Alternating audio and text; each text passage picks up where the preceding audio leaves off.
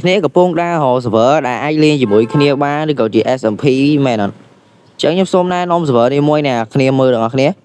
ចុះ server នេះផងដែរគឺមានឈ្មោះថា Baby Dragon ផងដែរដែល server មួយហ្នឹងគឺជា server SMP រយៈពេលម៉ោង8ទៅម៉ោង9យប់គឺគេតែងតែចែក item ទៅកាន់អ្នកលេងទាំងអស់តែម្ដង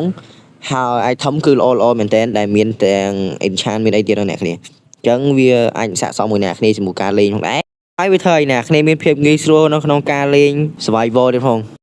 អូខេអញ្ចឹងចំពោះអាទុកនេះគឺជា night mode ផងដែរនៅពេលអ្នកគ្នាប៉ះទៅគឺវា enable disable អញ្ចឹងបើវា enable គឺយំឡើងគឺវាមើលទៅដូចភ្លឺអញ្ចឹងអ្នកគ្នាយល់ហើយចំពោះអា land spawn នេះវិញគឺជាកន្លែងដែលយើងសាវហ្នឹងឯងអញ្ចឹងតើយើងចូលលេងសិន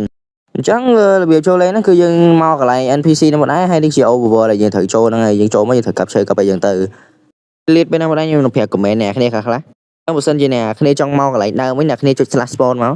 ហើយអ្នកគ្នាចុច enter ទៅអូខេឥឡូវវាបានមកដល់កន្លែងណាវិញហើយយើងទៅការមកប្រាប់បន្តទៀត Post starter នេះវិញតាខ្ញុំចាំគឺជាកន្លែងដែលយើងអាចយក item បានមើល item ខ្ញុំទៅគឺខ្ញុំចុចកន្លែងហ្នឹងឡើងចង់10ដងអីចឹងវាបានច្រើនយ៉ាងហ្នឹង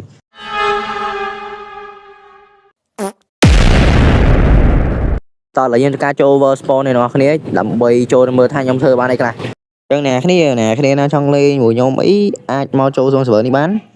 ហើយយើងលេងជាមួយគ្នាទៅ server ហ្នឹងក៏វាត្រូវមួយខ្ញុំដែរអញ្ចឹងក៏វាតាមនឹងដែរទៅអូខេអញ្ចឹងវីដេអូខ្ញុំក៏មានប៉ុណ្្នឹងដែរហើយសង្ឃឹមថាអ្នកគ្នាចូលលេងម្នាក់មួយផងដើម្បីឲ្យកាហ្វេខ្ញុំផឹកហើយអ្នកគ្នាក៏ផ្លេចជួយសញ្ញាកណ្ដឹងខ្ញុំផងដើម្បីទទួលបានវីដេអូថ្មីៗបន្ថែមទៀត